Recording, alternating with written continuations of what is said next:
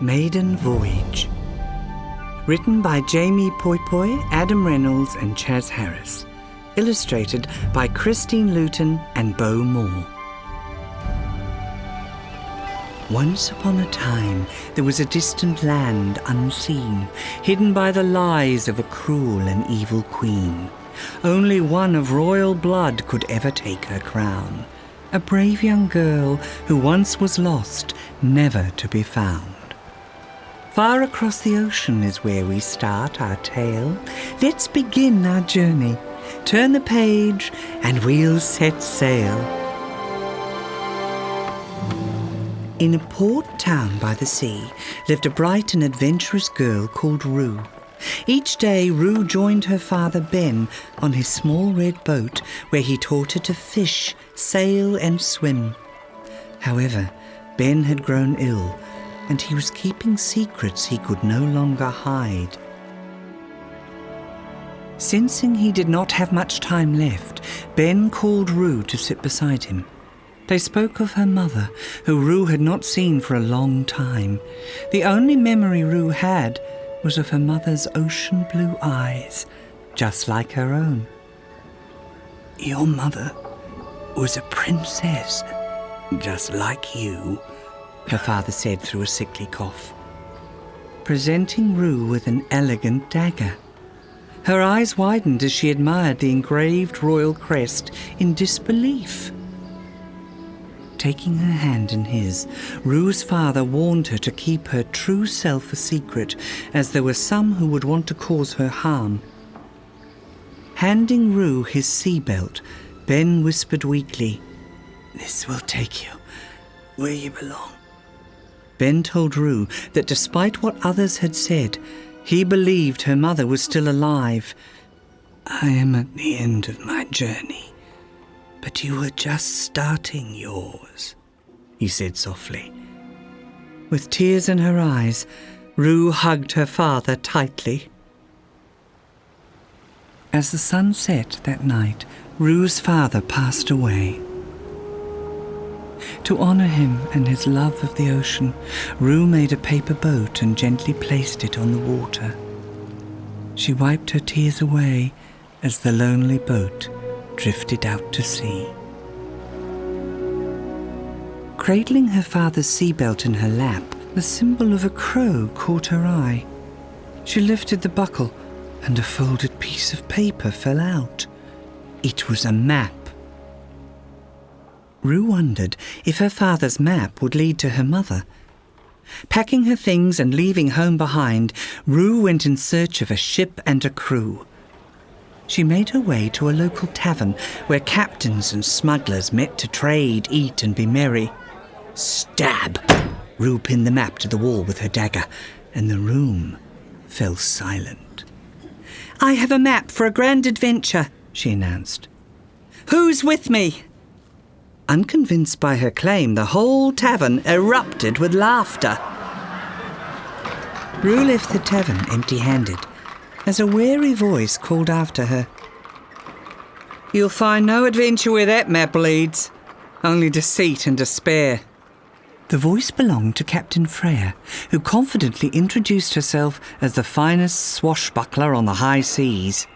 Freya told Rue the map led to the Forbidden Isles, a dangerous place she had left long ago. "I have to find a way," Rue insisted. Drawn to Rue's determination and sensing it was important for her to go, Freya offered Rue a place in her crew. At dawn the next day, Rue found Freya loading boxes onto her ship alone. "I thought you had a crew," she asked in confusion. Freya pointed over her shoulder to reveal a sleeping cat curled up on her ship. "Meet Bowie, first mate and #1 navigator of the seas," Freya said proudly. Clutching her map, Rue took a deep breath and stepped aboard. They were on their way. Deep within the Forbidden Isles, the wicked Queen Neva sat upon her throne as her dark and deceptive magic held the kingdom hostage. The power of her lies controlled all who opposed her, and only the royal touch of a princess could ever break the queen's spell. Word had reached the queen that a royal dagger had been spotted in a tavern, wielded by a young girl, someone Neva had proclaimed was gone forever. The enchanted gem in Neva's crown glowed a furious purple as she summoned Captain Crow, the leader of the pirates. A violet, shimmering light snaked through the air and seeped into Crow's eyes. "The girl's a thief. I am the only one of royal blood," the queen raged. Captain Crow was now under the queen's spell, and her lies compelled him to find and capture Rue.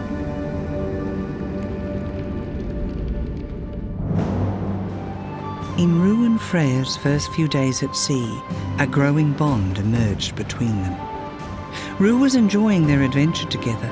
She dove into the water, inviting Freya to join her.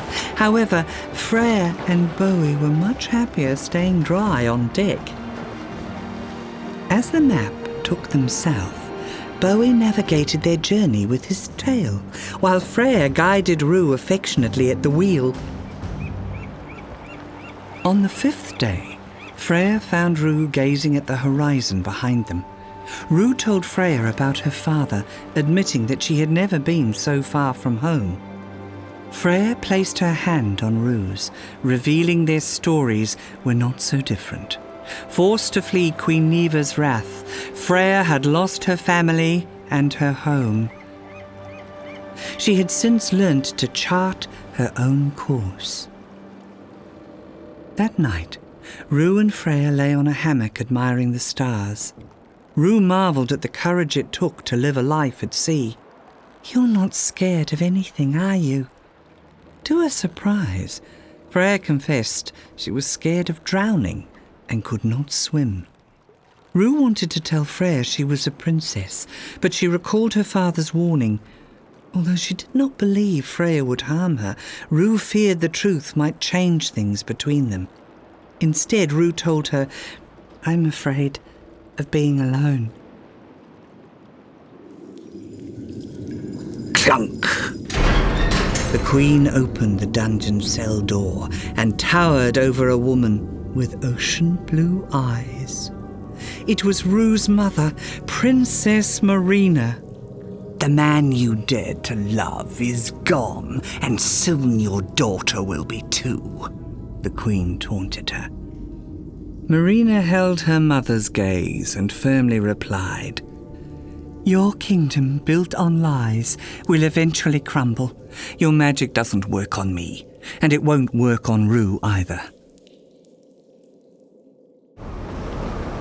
Sailing through choppy seas, Rue and Freya were startled by the ominous howl of a horn. "Pirates!" Freya cried, frantically spinning the wheel as Bowie directed her. Rue gripped her dagger, bracing herself for danger. The chanting of pirates grew louder, and a giant vessel carrying the mark of a crow closed in. Thump! Heavy boots landing on the deck announced the arrival of Captain Crow and his crew.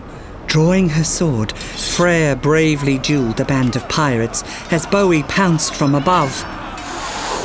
Pushing his way through the chaos, the pirate captain came face to face with Rue. Rue struck out with her dagger, but Captain Crow grabbed her arm. Suddenly, the purple glint in Crow's eyes pulsed bright and vanished. Rue's touch had broken the queen's spell. Regaining his senses, the captain noticed a familiar buckle on Rue's belt and demanded to know where it came from. "It was my father's," Rue declared. The pirates froze and dropped to one knee. "Forgive me," Captain Crow begged, as Rue and Freya glanced at each other in confusion. Captain Crow led them onto his ship and showed them a grand painting of a pirate.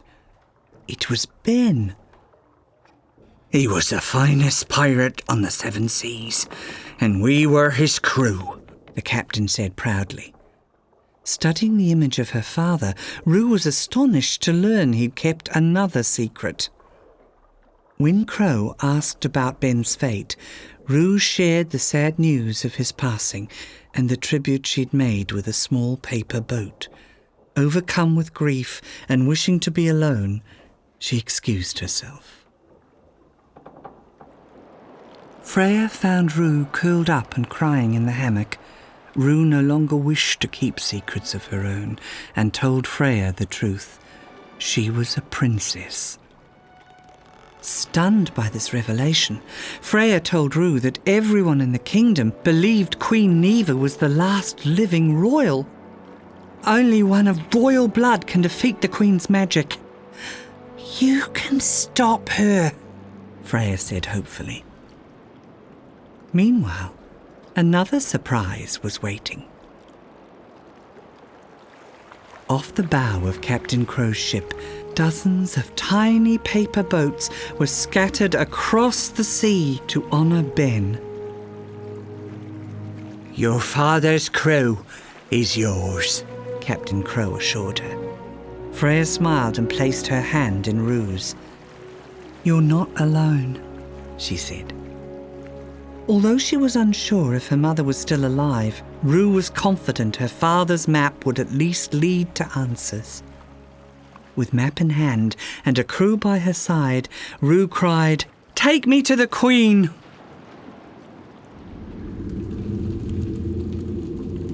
Inside the Queen's fortress, a guard nervously shuffled into the throne room, holding one of the small paper boats.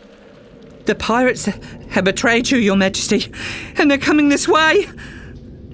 Furious that Rue had broken her spell, Neva crushed the tiny paper boat in her hand and fumed. "I will destroy them!"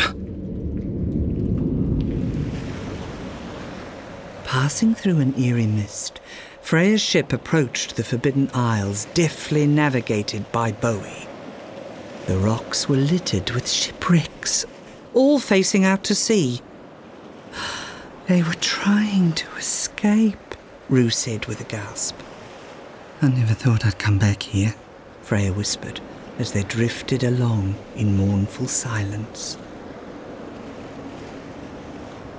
Emerging from the mist, Neva's imposing mountain fortress came into view.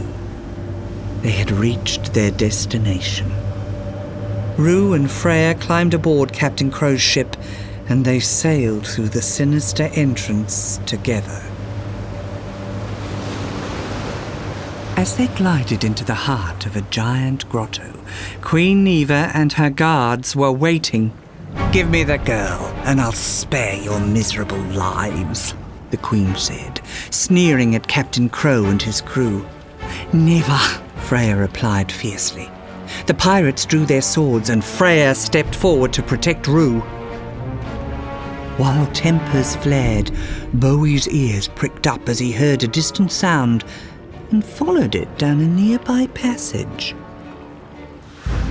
Noticing Freya shielding Rue, the Queen grinned wickedly as the magic gem in her crown pulsed with light. Neva locked eyes with Freya. "You don't belong here. Leave," she commanded. Freya's eyes glazed over and shone a bright purple. Now, under Neva's spell, she walked the plank and plunged into the lagoon below. Rue cried out in panic, knowing Freya could not swim. Meanwhile, the pirates charged ashore, but the Queen had disappeared. Taking a deep breath, Rue dove into the water below.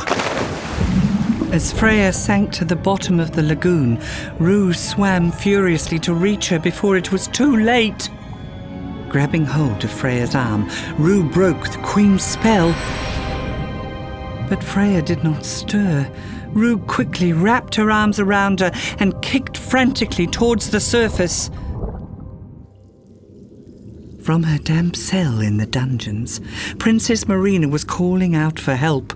Suddenly, the cell door rattled and shook. The door swung open. It was Bowie.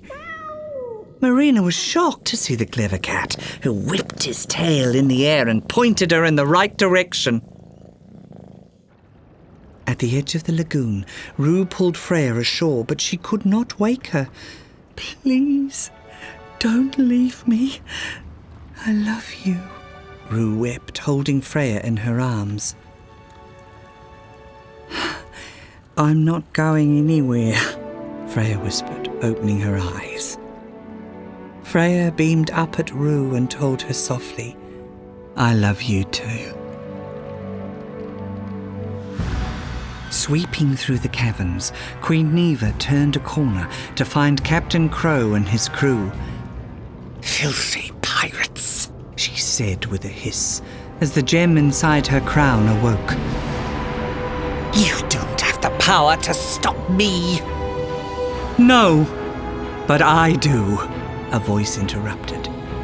Emerging through the awestruck pirates, Princess Marina stepped forward to shield them from Queen Neva's dark magic. The Queen conjured all her power into a single pulse, but Princess Marina stood her ground. Protected by her royal blood, Marina resisted the Queen's power, repelling it until there was no magic left. Neva fell to her knees, and her crown tumbled off, landing at the feet of an approaching silhouette. Stepping out of the shadows, Rue drove her dagger into the violet jewel, vanquishing the deceptive magic inside. At last, Queen Neva's reign was over. The pirates seized Neva as Freya helped Rue to her feet. "Rue?" a voice gently called out. Glancing up, Rue saw her mother's ocean blue eyes, just as she remembered them. Marina rushed forward and met her daughter's warm embrace. "I've missed you so much."